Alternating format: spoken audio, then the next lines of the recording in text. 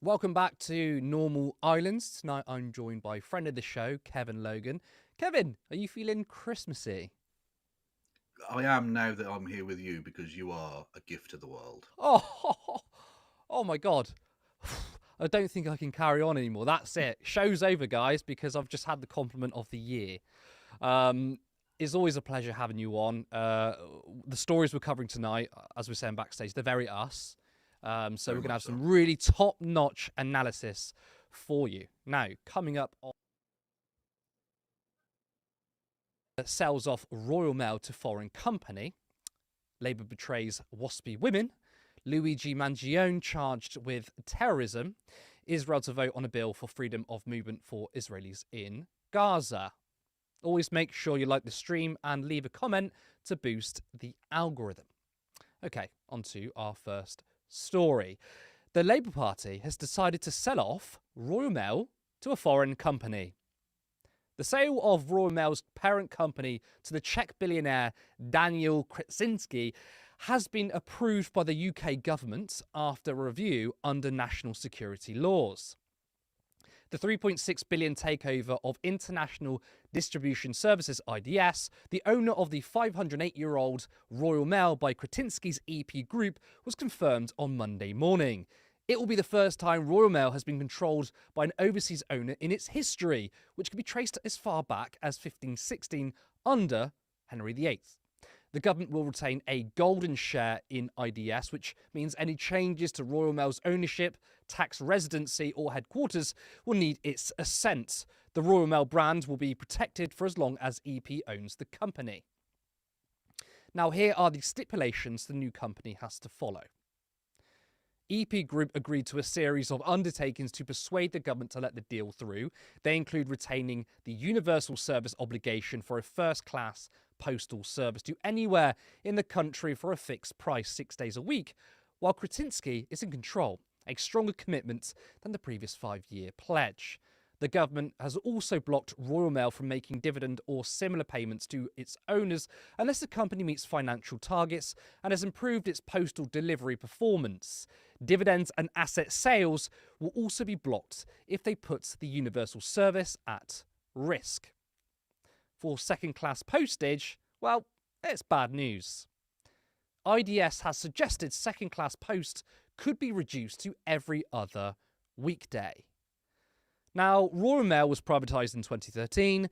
Labour in 2017 and 2019 promised to bring it back into public ownership, which, of course, has been ditched by Keir Starmer. Kevin, this isn't really selling off Royal Mail as that's already happened. And the UK will have a golden stake in the company. But in terms of optics, I mean, people will see the headlines. Starmer sells British institution to a foreign buyer. This is not a good look, is it? No, this is a really bad luck on top of what has already been an awful start for the government, the new supposedly Labour government, of course. The postal service has been another privatisation disaster story. Ever since, like you say, it was privatised in 2013, which again needs to be borne in mind, it was sold off on the cheap by Vince Cable, one of the Lib Dem enablers of that particular Tory shitfest. Yeah, they're costing the UK taxpayer billions of pounds. Indeed, so many billions of pounds that it would probably cover the cost of renationalising it now, bizarrely enough. Yeah, for about 3.6 billion, or as I like to think of it, just over a year of the perpetual money we're now going to be giving to Ukraine, apparently indefinitely. For how Mm-hmm. long? Who knows?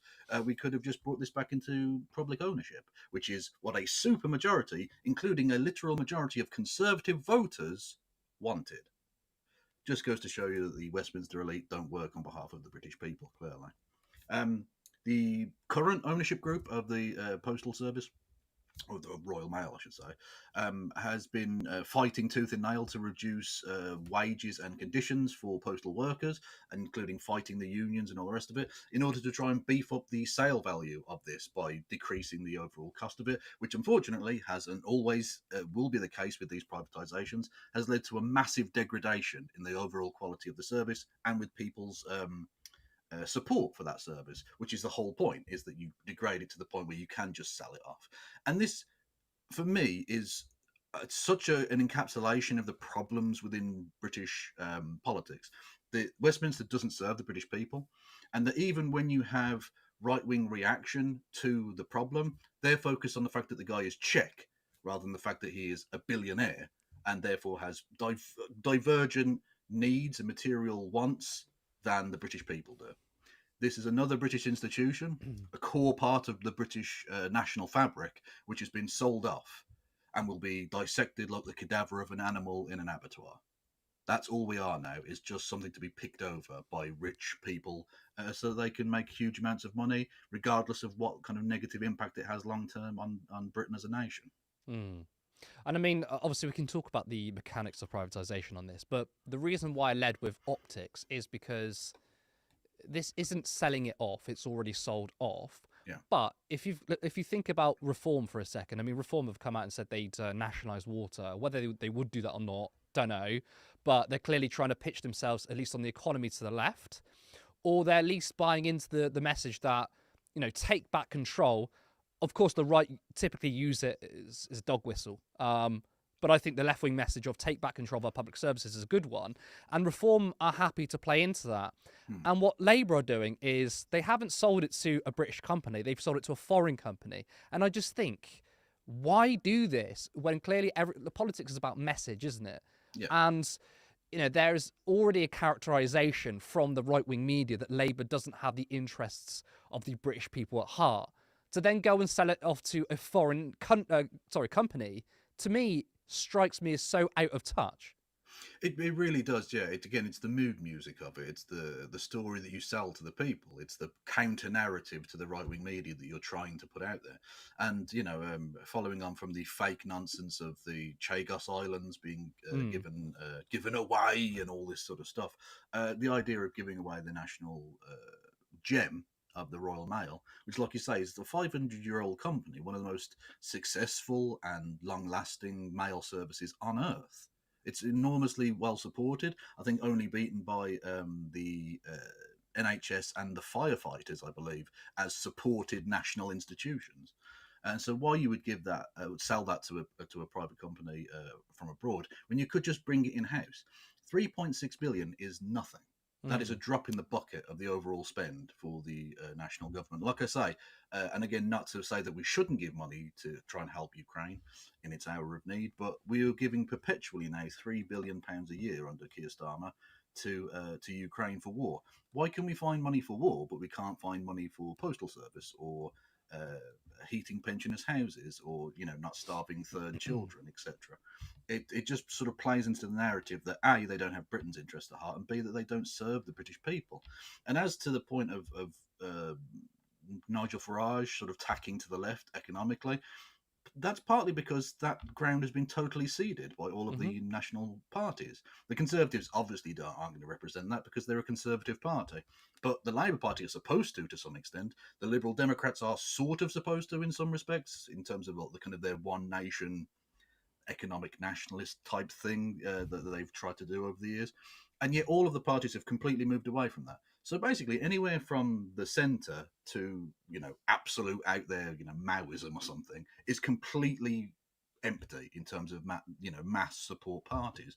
And so that's the place where you're going to pick up votes. It allows Nigel Farage to pretend that he cares about the British people when clearly he doesn't. Whether he'd ever actually nationalise any of these industries, I'm very doubtful. He was a banker, after all, an asset manager, I believe. Which means he was exactly the kind of person that this Czech billionaire is. He carves up national institutions and sells them off. That's exactly his raison d'etre, frankly.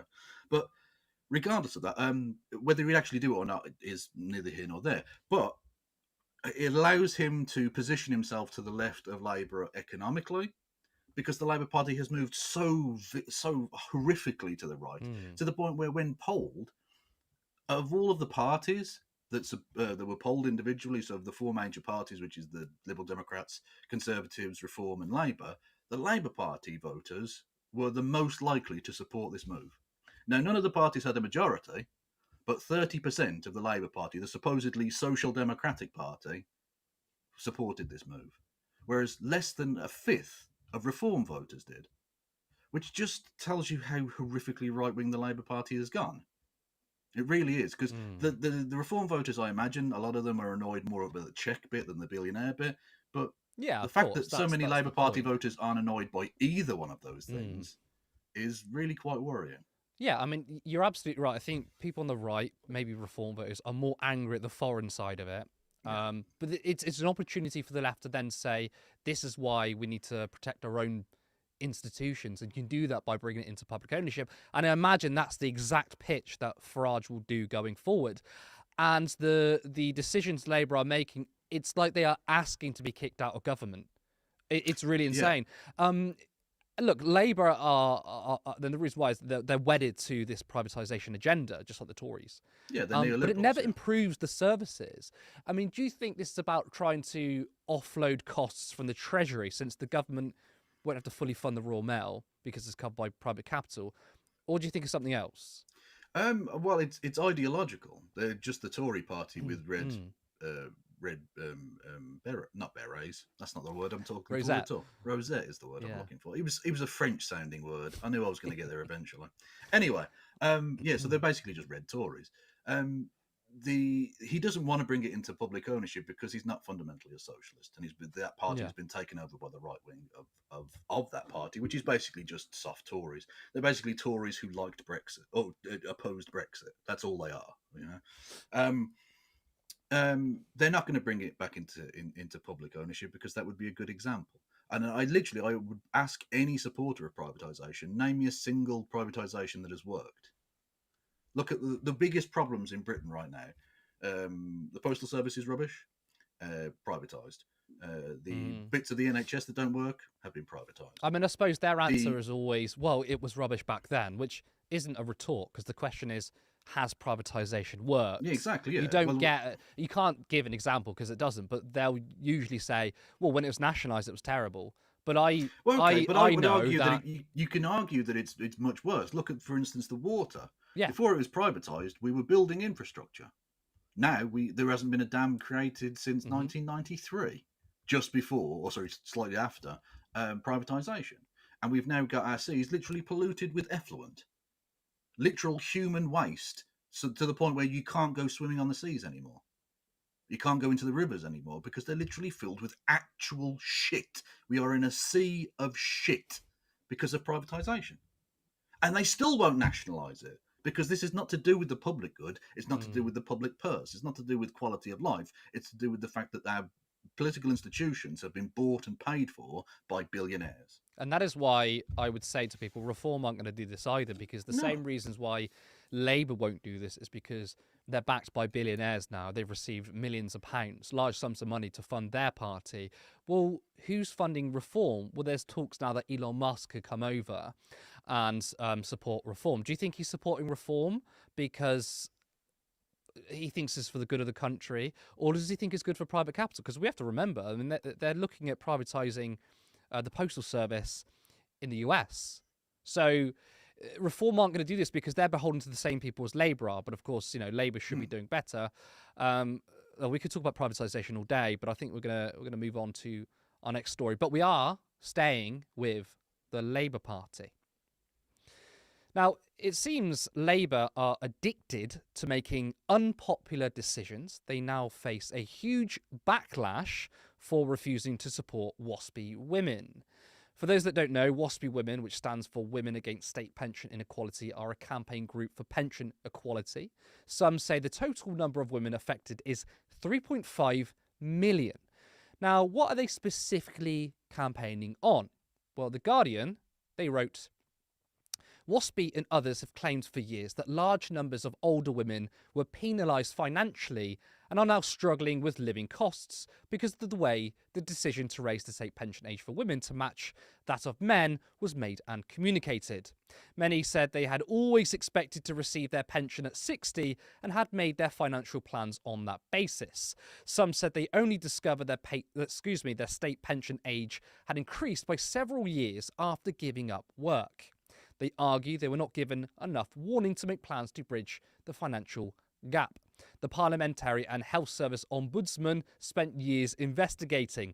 In an initial report in 2021, it found the Department for Work and Pensions guilty of maladministration in the handling of the changes. Then, in March this year, its final report said those affected should be compensated. Now, leaving aside whether people think they should be compensated or not, I think they should, the focus here is the Labour Party. Now, some corners of the media are finally waking up to how incredibly dishonest Keir Starmer is. In fact, Starmer and many members of his cabinet say waspy women shouldn't be compensated. Well, they were saying a completely different thing just a couple of years ago. This is Starmer in 2022.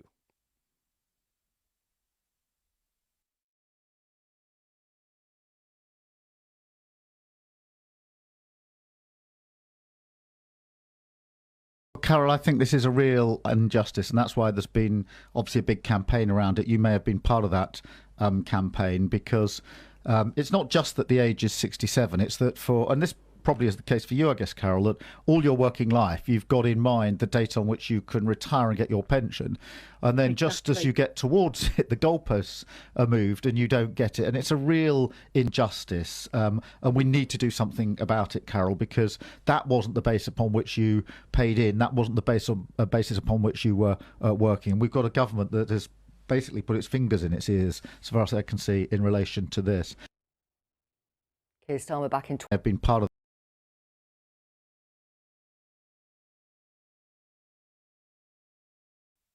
Rachel Reeves has said that compensating WASPy is an expensive compensation bill for something that most people knew was happening. Well, she had a different tune back in 2016.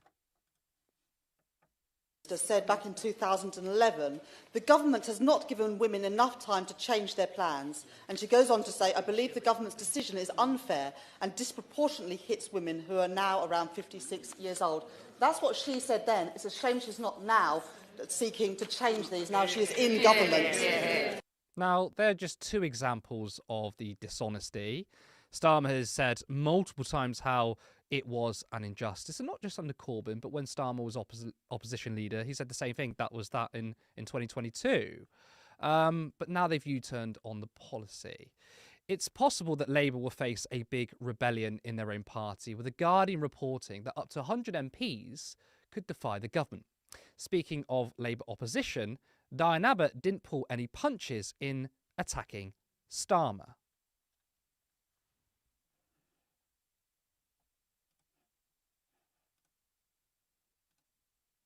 Do you, Prime Minister, really understand how let down waspy women feel? He said he did understand. No, he doesn't. That's the problem. He doesn't. One of the things about Keir is he's only been in the party a relatively short period of time. He was DPP until, I think, 2014, and he couldn't have been a member of the... Sorry, I think that got cut off then. Let's try that again. Do you, Prime Minister, really understand how let down waspy women feel? He said he did understand. No, he doesn't. That's the problem. He doesn't. One of the things about Keir is he's only been in the party a relatively short period of time. He was DPP until, I think, 2014, and he couldn't have been a member of the party. Then he got parachuted into Keir. No, he got parachuted into St Pancras. Holborn, just parachuted in, didn't have to contest for it. Then, because it was a safe seat, he didn't have to fight for that, and he has no feel for politics. Now, he might say, I've got a great feel for politics because I smashed people like you. But he's got no feel for politics. He doesn't understand how they feel. Remember, he's on his big fat DPP pension. What does he know about, ageing women who really will depend on the state pension? He doesn't know. Oh, that is a takedown, and fully deserved. I mean, I love Diane Abbott. Kevin, I want to get your reaction to this, and also I do find it funny that now the media, or at least some parts of it, are just realising that Starmer is a liar. Yeah, that's well done, media. Again, only 5 to 10 years behind the curve. Bravo. Yeah. Actually, I think the more telling clip of Diane Abbott from yesterday was actually the question she asked about this in Prime Minister's Questions, which was pointed and erudite and well put. And the reaction from Keir Starmer tells you a lot. Not from what he said, because nothing he ever says means anything. The fact that he couldn't look at her. At no point does he even glance across, either in the asking of the question or the answering of it because he can't look her in the eye. He knows subconsciously that he's lying, that she absolutely has him banged to rights, and that the thing he's going to say in response is going to be absolute bullshit. And precisely that's what it was. This is a complete betrayal of 3.5 million people. Okay, and don't buy into the government propaganda of 90% of them knew exactly what was happening. No. If you read the report, around 40% had a fair idea as to what was going to be taking place and that they would be involved in it. 90% had ideas of, to some degree, that there were going to be some changes to the state, with no indication that it was going to be about them. So even if it were just the 10%, you should still compensate the 10%. But even the case is the majority of them didn't know that these changes were going to directly affect them, and so were potentially robbed of thousands of pounds in savings and pension pot contributions, etc., because they were not informed about the date in which they were going to have to retire. Which, by the way, just as an aside, it's an affront that the part of this story that never gets even brought up is the fact that in order to equalise the age of retirement, rather than meeting it in the middle, they just went, no, all women are going to have to go up to 67 now. The people of France have a way of dealing with that kind of change, which obviously I could never possibly endorse that kind of activity because that would be technically illegal and against the terms of service. I'm just suggesting their retirement age is a lot lower, and there might be reasons for that. Anyway, this is a complete betrayal. Complete and absolute betrayal, and again runs in the face of their difficult decisions mantra, because their whole point is, we've got this mandate not to do this. You haven't. It was literally a thing that one of the few actual policies they put out before the election was that they were going to get justice and compensation for the WASPy women. And it's one of the few things I expected them to actually stick to, because it's largely, frankly, it's largely middle and upper middle, lower middle and middle class women that's going to be affected by this. Now, there are some poor people and there are some very rich ones, but largely speaking, it's the kind of demographic that you would think he would need to protect in order to have any chance of ever winning an election ever again. And he shit on them. And this, for me, is damaging in a number of ways. Firstly, it's, of course, damaging to the individuals financially, which is grim and disgusting. It's damaging to the fabric of democracy because, yet again, another promise broken. It's damaging to people's faith in both democracy and the media, because never more nakedly is it obvious that the ruling establishment don't give a shit about the people than with things like this. And this ensures that Nigel Farage will continue to grow and that reform will continue to grow in exactly the same way as we previously just discussed with the selling off of national institutions like the post office. This plays into the narrative that the main parties cannot be trusted. You can't trust them, and so where else do you have to go?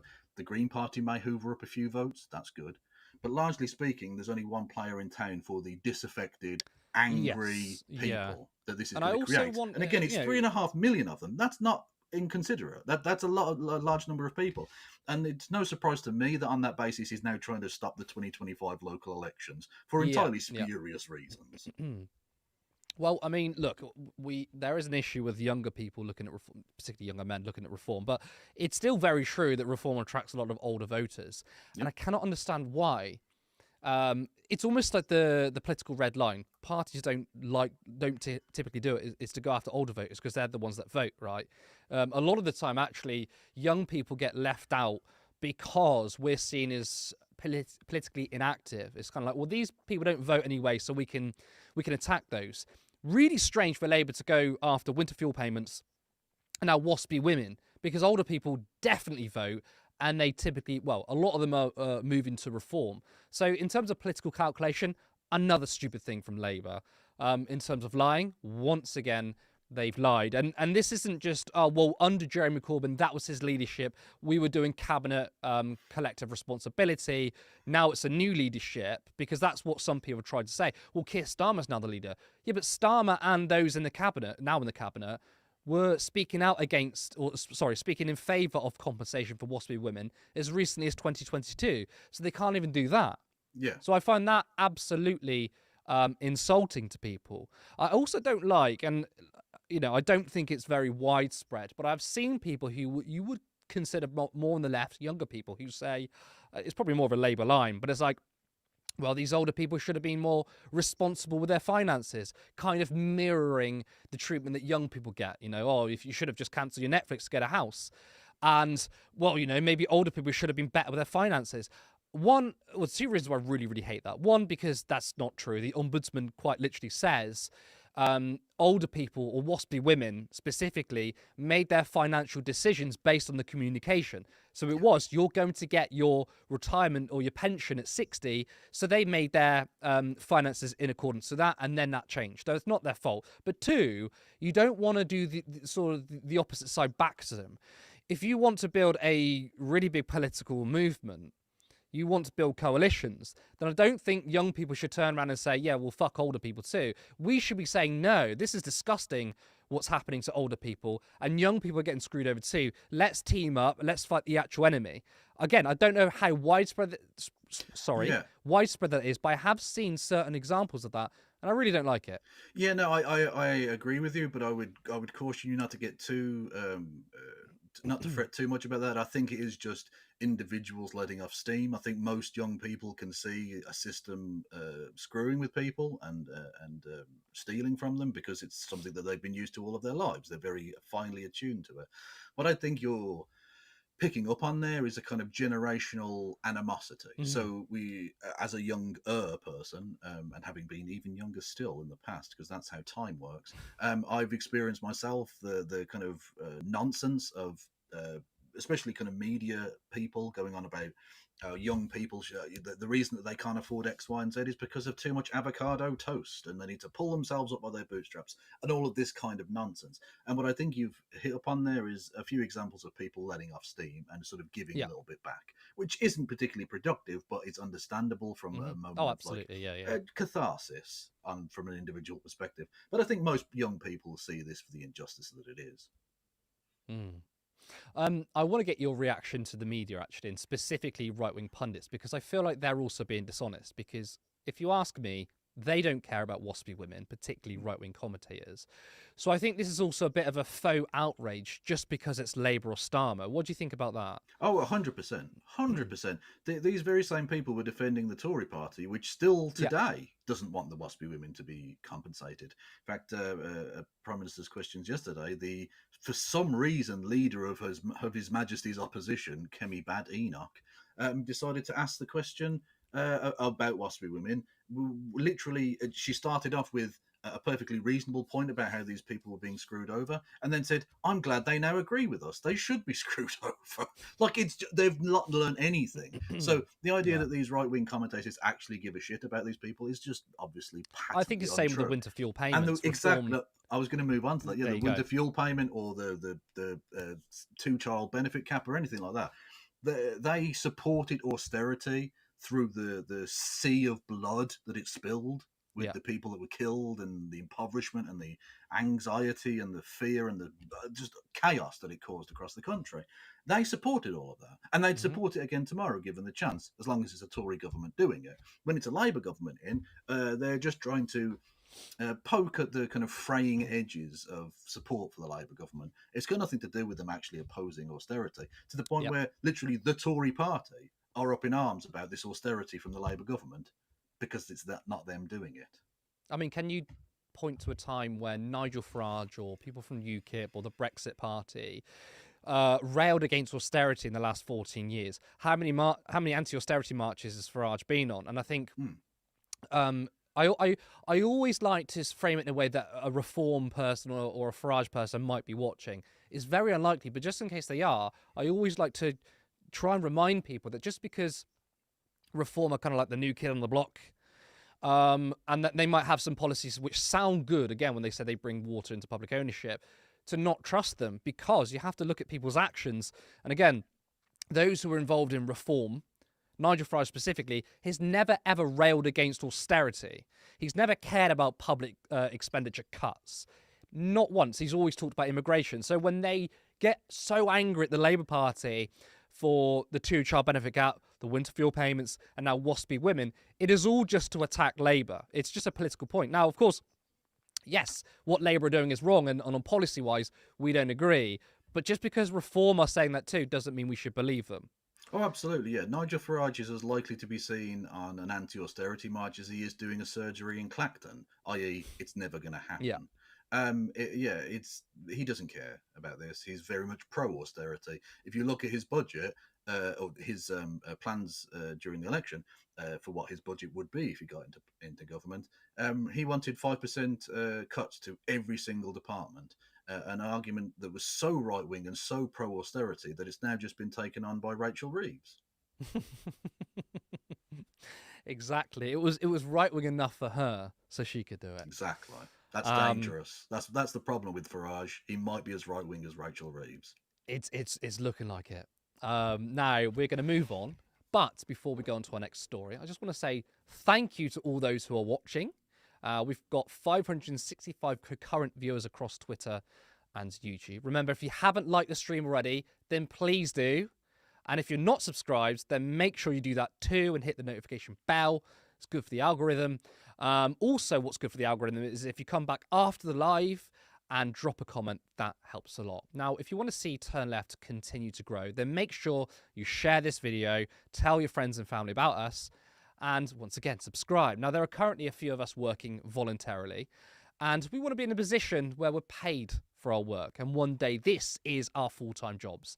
It means we can upgrade our equipment, create more ambitious content, and one day have a studio. And I really want to build a socialist media alternative. Now, you can head over to turnleftmedia.co.uk/support. You can donate there. You can either do a monthly Patreon or a one-off donation. You can also follow us on Blue Sky. Our handle is at turnleftmedia.co.uk.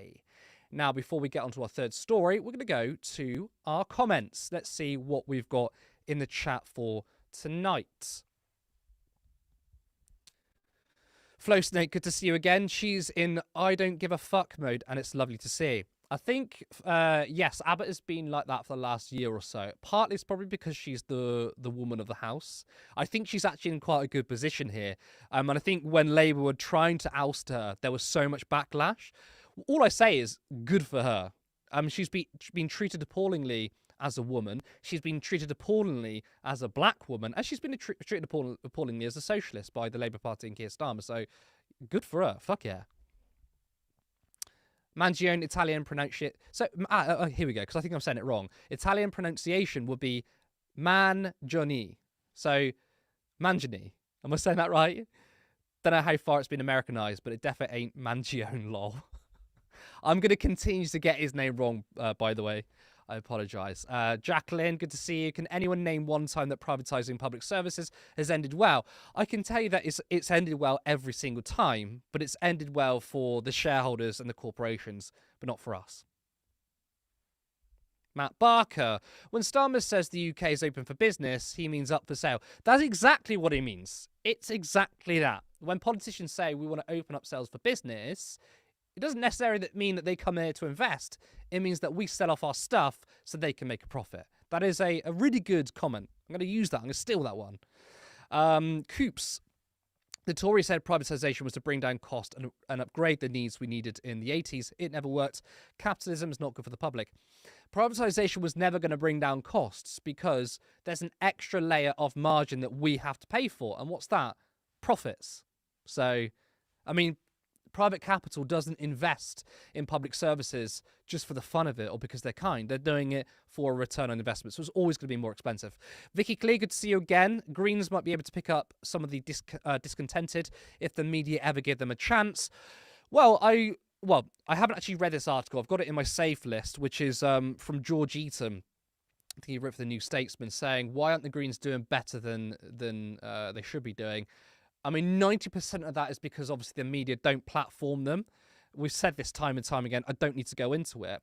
But I think there could be other things that the Greens could do. Maybe they need to be better at local campaigning. Not necessarily campaigning when there's an election, but campaigning on specific issues. I mean, I spoke to Zach Polansky actually a few months back, and I said, I've heard that Reform are going into local communities and helping people sign up for benefits. Now, of course, Reform don't give a shit about people on benefits, and if they're in government, they'd strip it away. But that's a really good campaigning tool. It's helping people, and it's connecting you to the party. And his response was kind of like, well, I don't know if that's exploitative or not.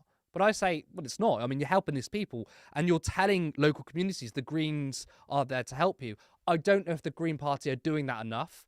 I know that Ash Sarkar said that some of the messaging is a bit technocratic. I kind of agree. I think they need to be even more populist. I mean, think how populist right-wing parties are and Reform are. Insanely populist. And I think the left need to match their energy. Jim Speak. Good mates with Zach. Me and Zach go for tea. I can't believe you dropped that in there. If you missed that, he said Kevin was saying I'm name dropping. Oh, he caught up with Zach Polansky the other day. Yeah, well, do you know what? I'm trying to boost this platform, make us sound professional. If I name drop him, maybe that makes us. You should mention your mate Jezza. Did I interview Jeremy Corbyn twice? Yes, I did. Yeah. Oh, nice. There to we be go. fair, Love though, that makes me like a dickhead when I say it, but you know. It does. Look, guys, anyone in the chat, do I look like a dickhead if I name drop? Or is it because I'm proud of where Turn Left has come from? No, you should be proud. You should. But you also sound like a dickhead. So. I love your honesty. I mean, to be fair, you gassed me up so much at the beginning of the show. I feel like this has leveled it out. Yeah, that's fair. It wouldn't be fair otherwise. You were too nice to me at the beginning, so now you got to bring me down. That's what the left do. They build you up to knock you down. They do, don't they? Culture. Where's the solidarity? I mean, where's the ego building? True. It doesn't exist. I might join the right because they love their egos.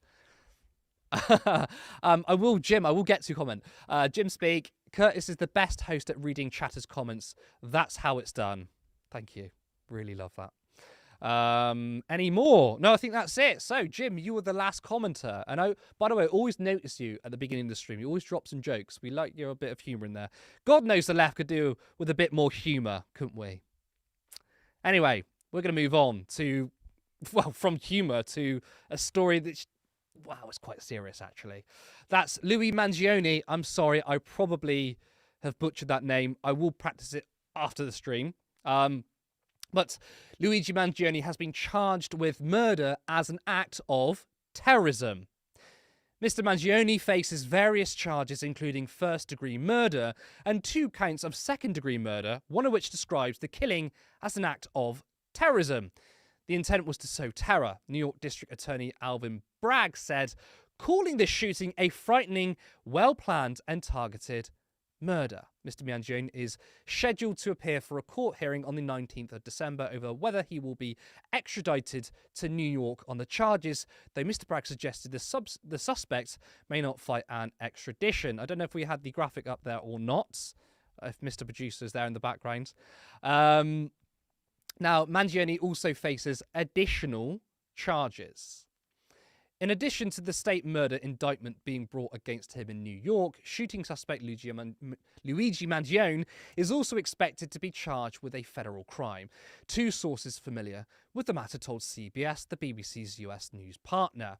Mangione is expected to appear at the US District Court in Manhattan as early as today, the sources said. It is not immediately clear what federal charges Mangione could face. However, federal charges could, in theory, allow prosecutors to seek the death penalty, which has been halted in New York since 2004. At the moment, it is unclear if they will do so. The death penalty. Now, of course, that is the writer's speculation. I'm sorry, I would not be surprised. Seriously, would not be surprised if they did. Kevin, what are your thoughts that Luigi faces not just first-degree murder, but as an act of terrorism? It's an insult to victims of actual terrorism, as far as I'm concerned. The legal basis for that prosecution may be sound. It may be that the law is just completely wrong in terms of its definition of what terrorism and what an act of terrorism is. But that's the problem of the law rather than of the act, or indeed of generally people's understanding of what terrorism is. There's no doubt that this would classify as an act of murder. I don't think anyone realistically claims it's not that, other than on a kind of moral basis as an act of self-defense, which is a larger, more philosophical point. But under legal jurisdiction, yeah, what he did was kill a man. But that's the point, I would argue, about terrorism here. Luigi Mangione, or Luigi Mangione, if you allow me to be slightly racist for a second, killed one man. The health insurance industry in America kills about 190,000 people every year. That's one 9/11 every week, on average. Who is the real terrorist here? I would argue it's Brian Thompson. Mm-hmm. Brian Thompson killed far more people. Brian Thompson and his class, his ilk, terrorize tens of millions, indeed hundreds of millions, of people across America. The 1% being scared, I would argue, actually isn't necessarily a bad thing. But regardless, that's clearly a thing that has happened as a consequence of this. Is nothing as to the terror of not knowing whether, if your kid gets sick, the insurance you have already paid for through the nose will even cover it, or whether it will be so financially crippling as to leave you and your family homeless. That is a level of terror I can only begin to imagine. He inflicted upon hundreds of thousands of people through his company, and his company had denial rates far in excess of the national and industry average. So this man was a ghoul. His death should not be mourned. His family will obviously mourn it, but no individual outside of that should possibly mourn this person. He was a terrible human being, and frankly, his death isn't a sad day because nothing of value was lost from the world, as far as I'm concerned. Luigi Mangione will be convicted of murder, and I don't think that's massively surprising. The idea that he is guilty of terrorism, however, I think is a stretch to an extreme extent, given the fact that you just had I've forgotten his name now. The white chap who killed a Daniel black man. Penny. Daniel Penny, Yeah. thank you. Who killed a mentally ill black man on a subway and has not only been not found guilty, but the case was dropped against him, and the right wing have celebrated him up until the point of the incoming not prime minister, president, literally meeting him at the Army Navy football game, shaking his hand and having a picture taken, smiling with him. The idea that the system and those who support Brian Thompson give two shits about the death of supposedly innocent people, they don't. Whether it be the Wisconsin shooter or whether it be this guy or whatever, they're happy to support murder as long as it's in favour of the status quo. It's only when it begins to challenge the status quo, it's only when the person who is killed has money that they begin to give a fuck. Just to play devil's advocate for a second. Right, Yeah. This is devil's advocate.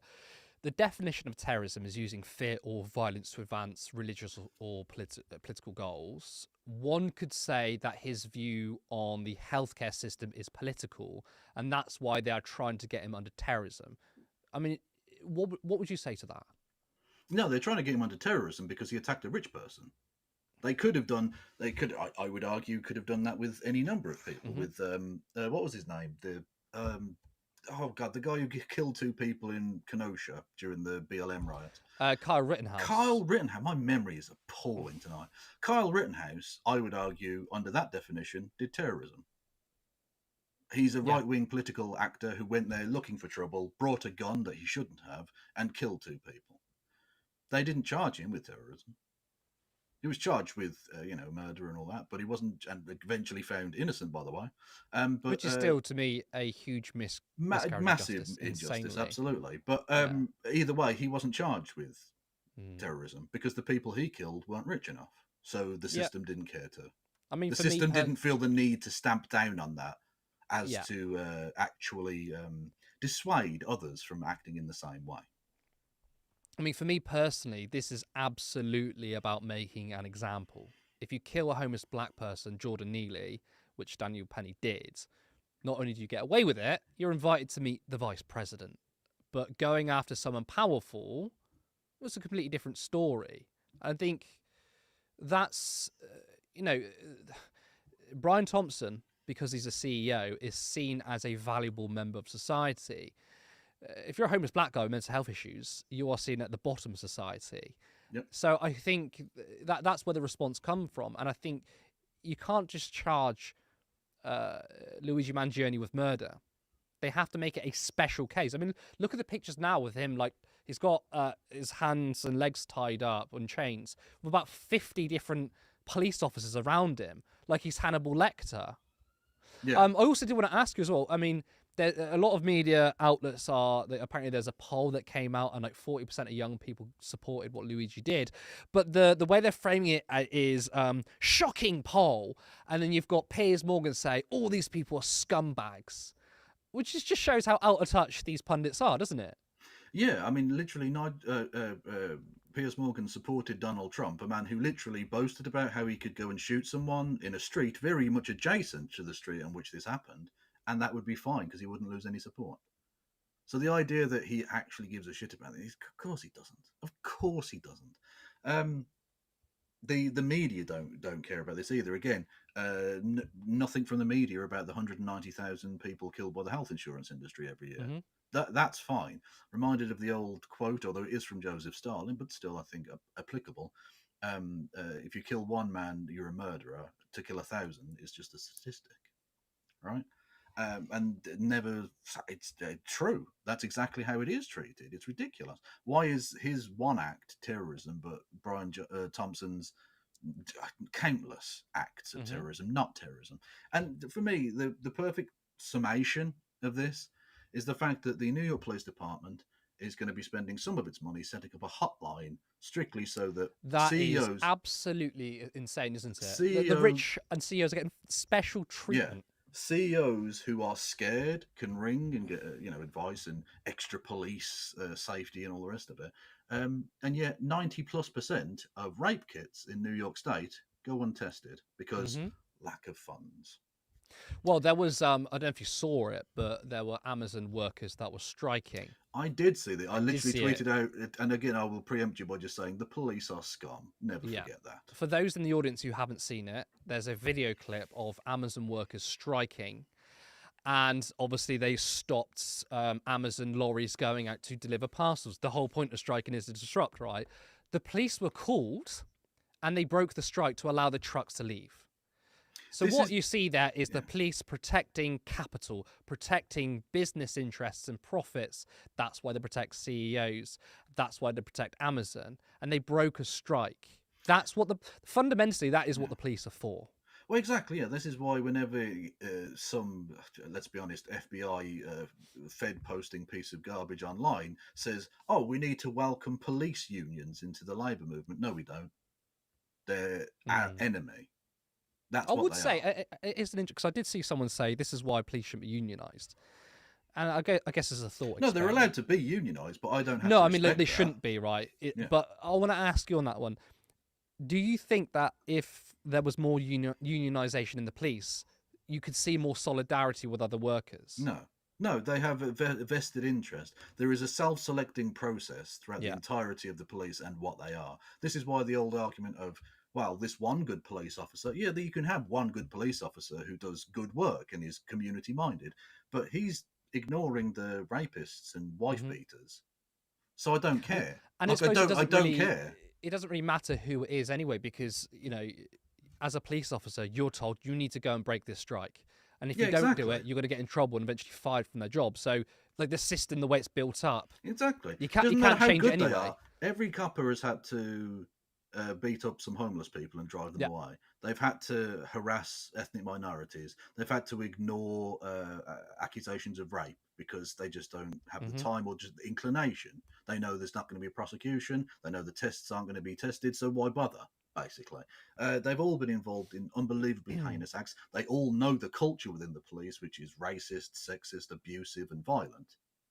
And they carry on. So if you unionise them, what you just end up with is a union of racist, violent, sexual a more powerful maniacs. Police force, probably, actually. Yeah. Now, someone left in the comments, I can't remember who did, I'm sorry. One way of arguing against this terrorism charge is that Mangione was going to use a bomb and then decided against it because it was going to hurt innocent people. Now, of course, terrorists, they specifically target innocent people to get their religious or political points of view across. It's like saying if someone were to kill a member of your family and you go out and kill them, you can say, well, it's manslaughter because there's a reason.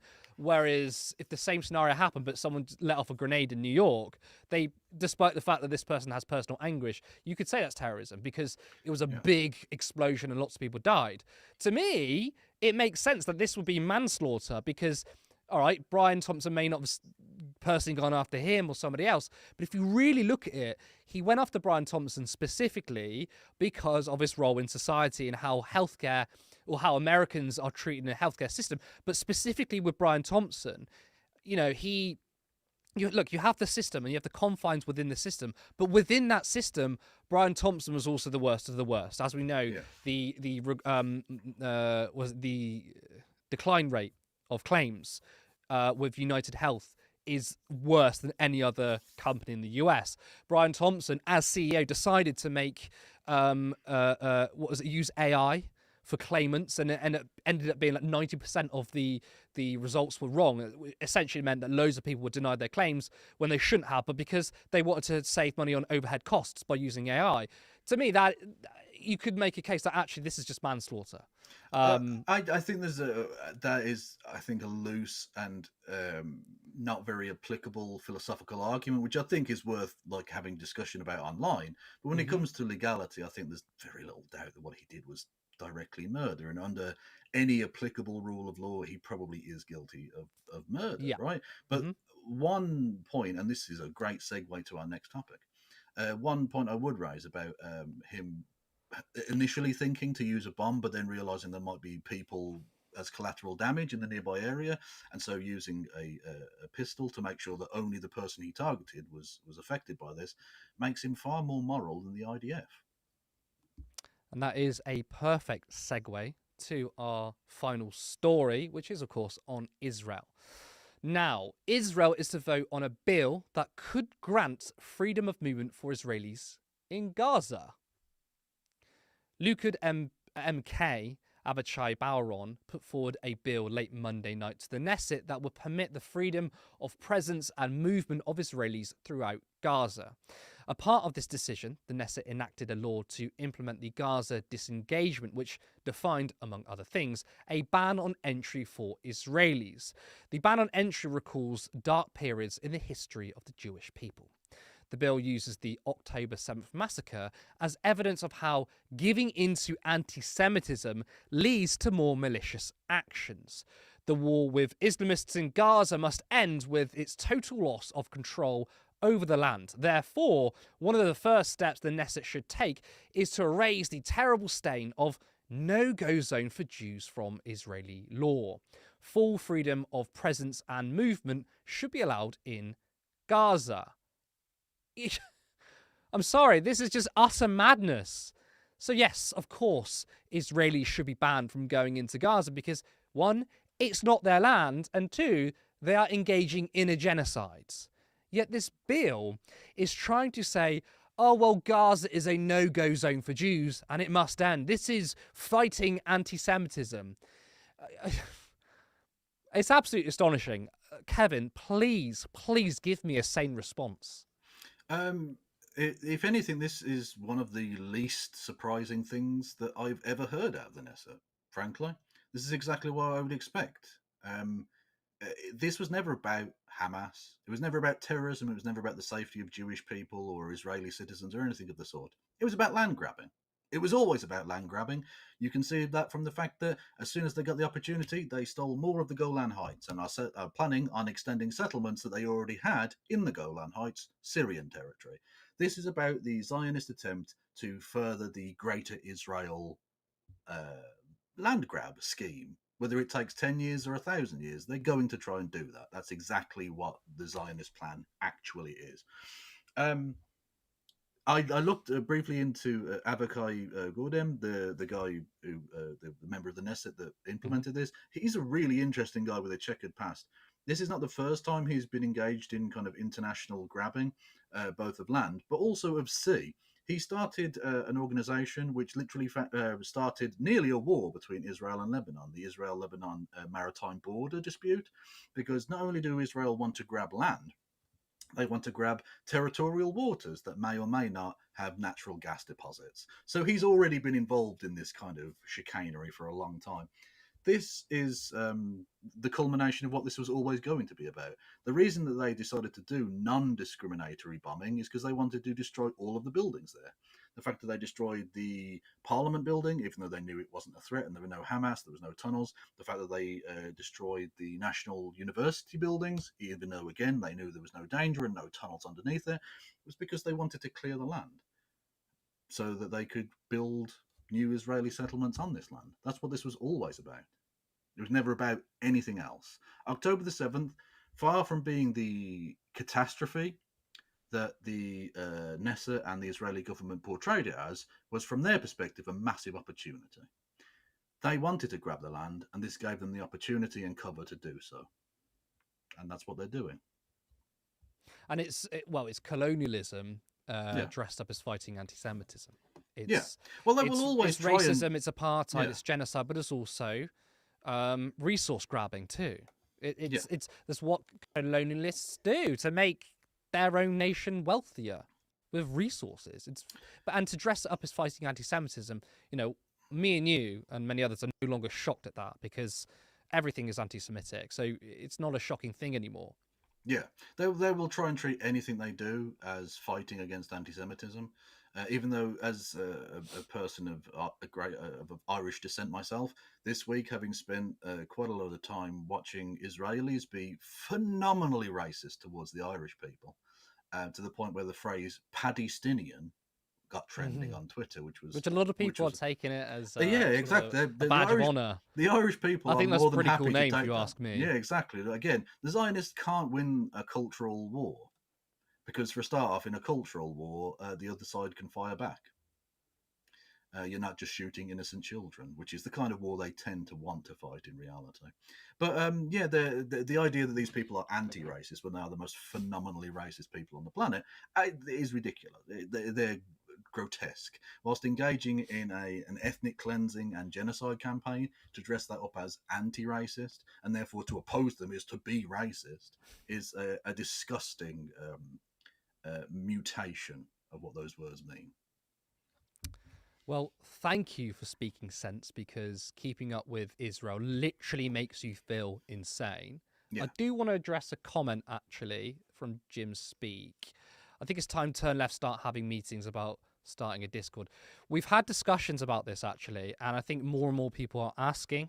So I think that's something we're seriously going to consider. I don't know much about Discord. I'm going to pile that onto someone else. I mean, you've got a bit of experience on Discord, haven't you? Discord is Hamas. Yeah. Well, there we go. It's all we're definitely going to anti-Semitism. We're definitely going to start a Discord now because it's Hamas. Exactly. I condemn Discord. Just saying. Do you condemn Discord? So I think that's something we should do because I think it'd be good to have more interaction with people. To like grow community and stuff. Yeah. One thing I've noticed that the first 3 years of Turn Left is it was just me. It was pre-recorded commentary videos, and I felt like doing lives, we've had far more of a community. Seeing the same people pop up, and there's something about doing a live. I think it's because people are watching in real time and you can respond in real time. So I love that, and that's one of the moves to live. And by the way, we haven't stopped doing other pre-recorded content, as you'll know. But the move to live has been really good in engaging that sort of community. And I think we most likely will do a Discord. I did want to address that, but that is all we have time for.